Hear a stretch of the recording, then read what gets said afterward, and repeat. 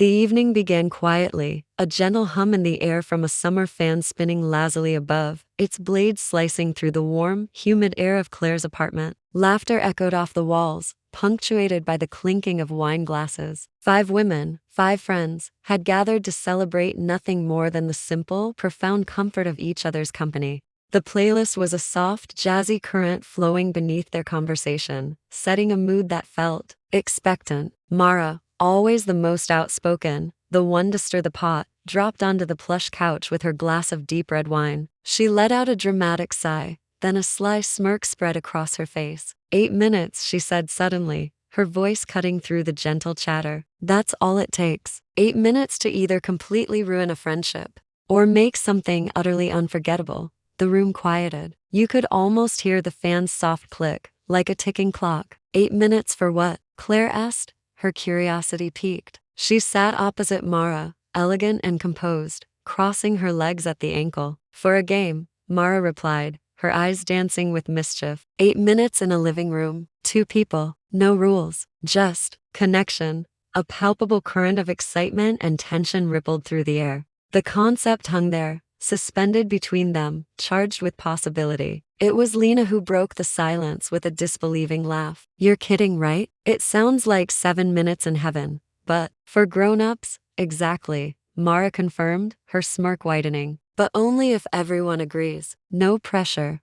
A long silence followed. They each considered it, the weight of the suggestion settling in. Then, a soft, teasing grin appeared on the face of Ava, the group's quiet artist, the one who usually observed from the sidelines. I'm in, she said, her voice surprisingly firm. Let's play. And just like that, the decision was made. The evening shifted from comfortable to thrilling. Claire, embracing the new mood, moved to dim the lights. The room was cast in a warm, amber glow, transforming the familiar space into something intimate and mysterious. The fan overhead continued its rhythmic clicking, a metronome counting down to the unknown. With a nervous energy bubbling up, they shuffled a deck of cards to choose the pairs. The air filled with giggles, a sound reminiscent of their carefree early 20s, a time before life had drawn such clear and rigid lines. The first match was drawn, Mara and Sophie. Sophie, the calm, centered one, who is usually so reserved, looked at Mara with a new spark in her eyes, a flicker of daring that wasn't there just moments before. The others found their seats, sipping their wine, trying to feign casualness as the pair moved to a corner of the couch. 8 minutes, Claire announced, her voice a little shaky as she started the timer on her phone. The countdown began. The world seemed to shrink to just the two of them.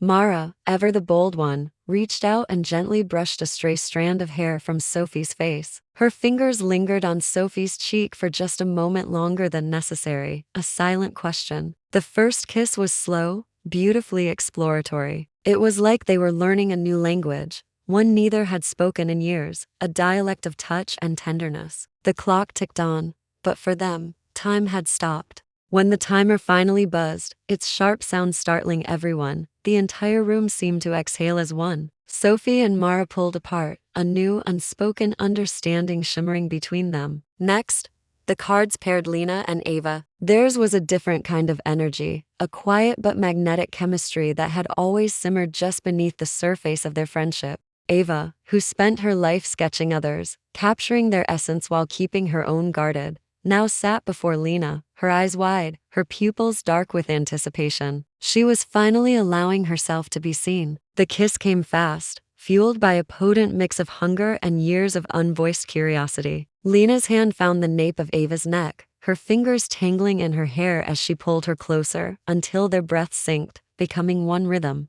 It wasn't just a physical act. It was a moment of profound discovery. The others watched, mesmerized by the raw, unguarded honesty of it all. Finally, it was Claire's turn. She hadn't expected her card to be drawn, but fate, or perhaps Mara's deliberately mischievous shuffle, had paired her with Mara again. These two had the longest history, a friendship that had, for years, danced around the edges of something deeper, something unnamed. As they faced each other, the living room fell completely silent, save for the soft hum of the fan. Mara's eyes held Claire's, asking for permission without a single word. When Claire gave a small, almost imperceptible nod, the world seemed to shrink to the space between their lips. Their lips met, hesitant at first, a delicate question. Then, it became urgent, as if years of buried feelings were finally finding their way out through touch. Claire's hands, which were usually so steady, trembled as she placed them on Mara's shoulders. Mara's thumb traced gentle, reassuring circles on Claire's jawline, a silent promise. 8 minutes had never felt so short, and yet so infinite. When the timer chimed for the last time,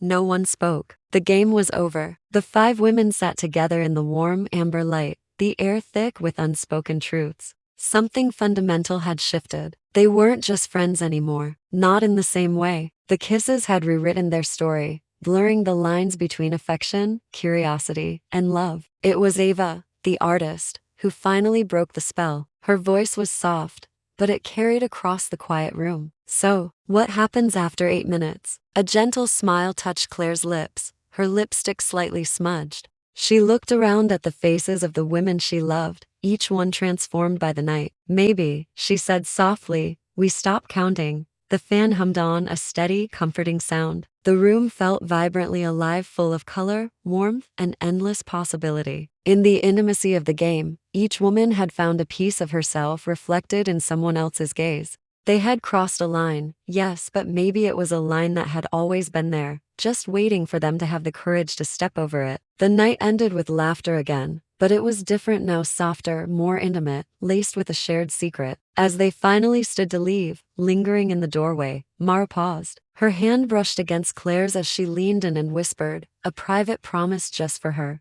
Next time, she murmured, maybe 9 minutes. Claire's smile said everything. Some stories don't need rules. They don't need timers. They just need a little bit of courage. Thank you so much for watching and sharing this story with me. If you enjoyed it, please don't forget to like, subscribe, and hit that notification bell so you don't miss the next one. See you soon.